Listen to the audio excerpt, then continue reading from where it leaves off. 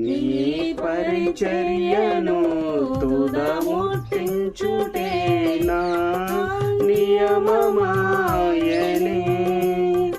నీ సన్నిధిలో నీ పొందుకోరి నీ స్నేహితుడానైతిని.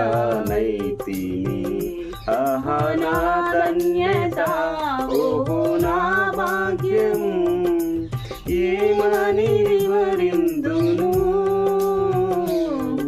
ఏమని వివరిందును.